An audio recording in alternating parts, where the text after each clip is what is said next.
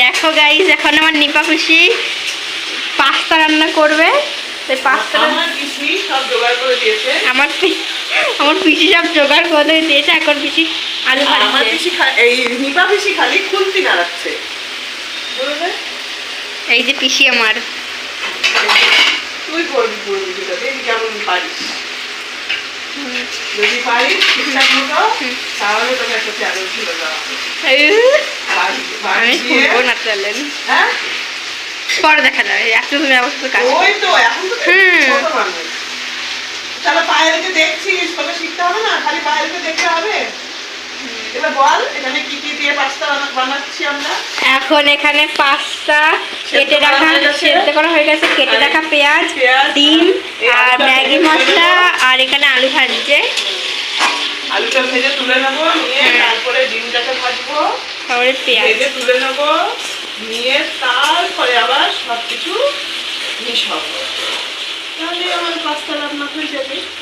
আর পায়েল খুব খুব করে খেয়ে নেবে, তাই তো? দুঃখের বিষয় আমাদের লঙ্কা দেবো না পাস্তায়, পাস্তায় লঙ্কা দেবো না। লঙ্কা না দিলে আর খাওয়া লাগবে না। কে খাবে বলো সেটা?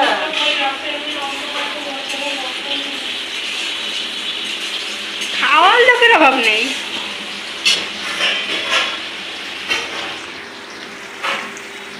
এই যে দেখো আমাদের সাদা সাদা আলু ভাজা হচ্ছে। আমার আবার সাদা সাদা পাস্তা, সাদা সাদা ইয়ে খেতে ভালো লাগে বেশি। সাদা সাদা কি যেন বলে, ফ্রেঞ্চ ফ্রাই হয়ে যাবে। এটা তো ফ্রেঞ্চ ফ্রাই হয়ে যাবে না? ওইটাকে পুরো লাল লাল করে ভেজে নিতে হবে। আমার হচ্ছে সাদা সাদা কি যেন বলো ওটা, পাস্তা সাদা সাদা চাউমিন, সাদা হলুদ ছাড়া আলু ভাজা সেদ্ধ হয়ে গেছে, একদম নরম হয়ে গেছে। তো পিসি ফুটাচ্ছিল পুরো ওটাকে। আমি কি করি বলতো, খুব কষকষে করে গরম জল করে ভিজিয়ে রেখে দিই। একদম নরম হয়ে গেছে না? যেমনটা খাওয়া যায়। না, এর মধ্যে দিয়ে আবার একটু তো ভাজতে হবে, তখন যদি গলে যায়। চলো খানিকটা এগিয়ে নিই, তারপরে আসছি আবার। কেমন?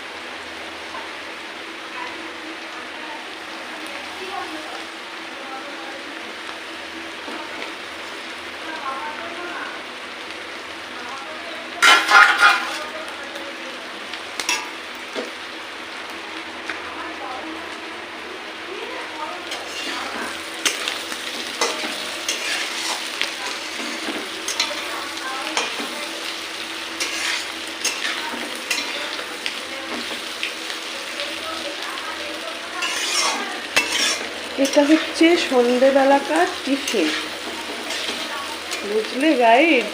এটা হলো সন্ধ্যেবেলার টিফিন। তো প্রথমে আলুটা ভেজে তুলে নিলাম, তারপরে ডিমটা ভেজে তুলে রাখলাম, তারপরে পেঁয়াজটা একটু লাল লাল করে ভেজে নিয়ে আবার সব মিশিয়ে ভাজছি।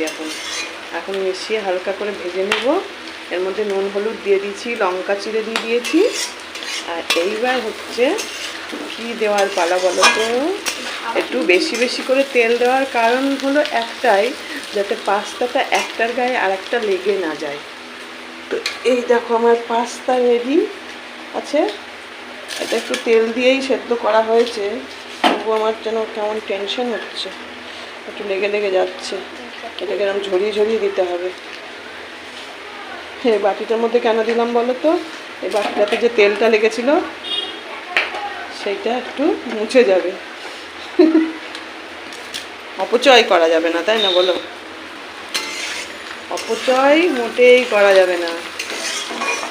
পয়সা ইনকাম করতে খুব কষ্ট হয় গো।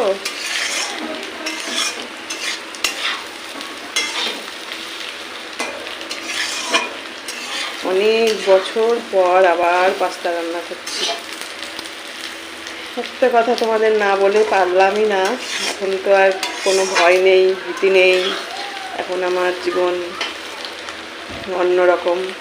এই পাস্তা রান্না করে মন্দিরার জন্য নিয়ে গেছিলাম বোম্বেতে। মন্দিরা যখন ওর বাবাকে নিয়ে গেছিলো চিকিৎসা করানোর জন্য, আর আমি হচ্ছে গিয়ে আমার বয়ফ্রেন্ডের কাছে ছিলাম, তখন ও আমাকে নিয়ে গেছিলো মন্দিরের সঙ্গে দেখা করানোর জন্য বোম্বেতে। আর তখন হচ্ছে মন্দিরের জন্য পাস্তা রান্না করে নিয়ে গেছিলাম আমি। এই পাস্তা রান্না করতে গেলে আমার সেই দিনের কথাটা মনে পড়ে।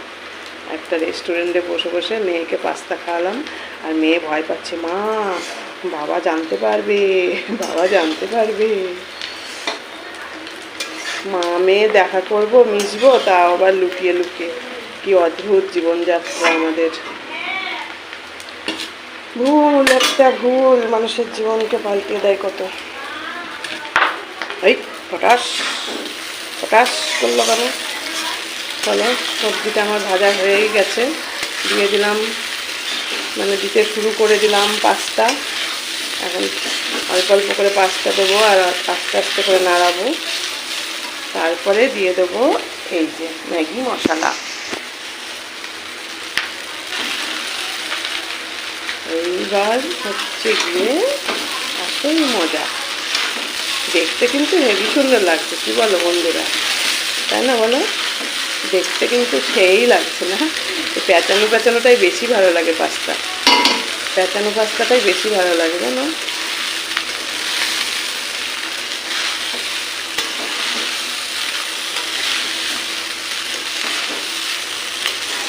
তোমরা কিন্তু জানাবে কেমন হচ্ছে।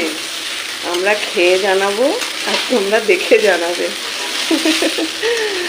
তোমরা দেখে জানাবে কেমন হচ্ছে। পাস্তার রান্না করার প্রণালীটা ঠিকঠাক হলো কি না, তোমরা কে কীভাবে রান্না করো পাস্তা, সেটা তো জানাতে হবে নাকি? তো আজকে সন্ধ্যাবেলাকার টিফিন আমাদের পাস্তা হবে। পাস্তা দিয়ে আজকে টিফিন হবে, টিফিন। আর আমার দিদির বাড়িতে জানো তো 24 ঘন্টা একটা করে, মানে 4-5টা করে ফ্যান চলে। এই দেখো এখানে একটা ফ্যান চলছে এখন। আর দিদিভাই ঘরে আছে, মনে হয় জামা কাপড় ভাঁজ করছে। আর পায়েলও আছে তার সঙ্গে। আর দিদিভাই আমাকে জোগাড় করে দিয়ে চলে গেছে। আমি এখন রান্নাটা কমপ্লিট করে নিচ্ছি। এটা প্রায় হয়ে এসছে। এরপরে দেবো, আমি আগে এইটা কেটে নিই কেমন, তারপরে আবার ক্যামেরা আসছি। এইটা কেটে নিয়ে আগে দাঁড়াও।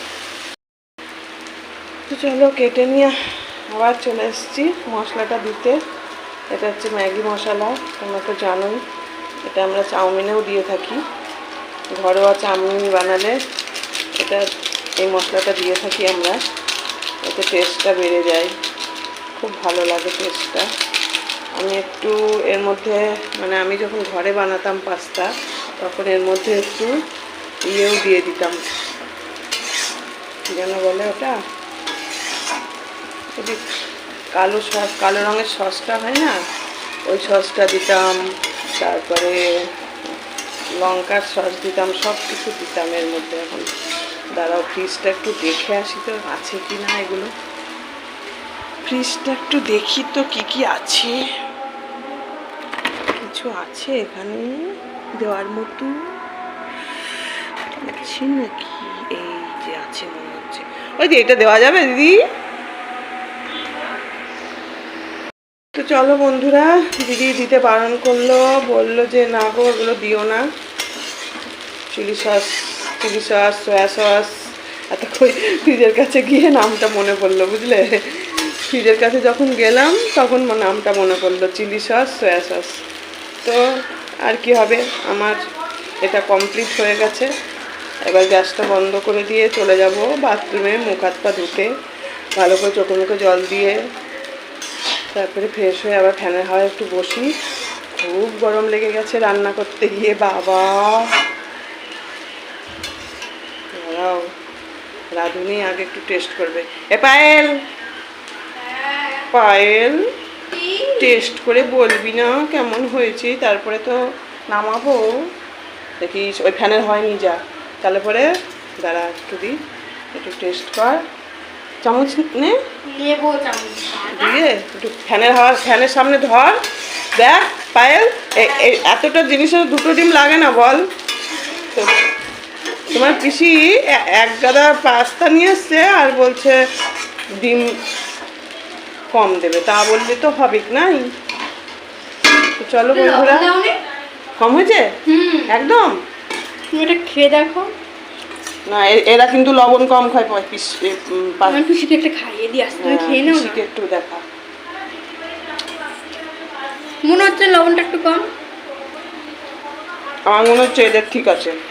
তুই পিসিকে তো পিসিরা লবণ কম খায়, সব কিছু মিষ্টি কম খায়, লবণ কম খায়, আমার তো মনে হয় ঠিকই আছে।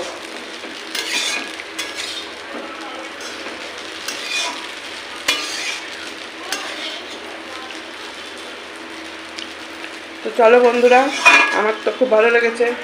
পায়েল বললো লবণ কম হয়েছে, দেখা যাক দিদিভাই কি বলে। তো গ্যাসটা আমি বন্ধ করে দিলাম।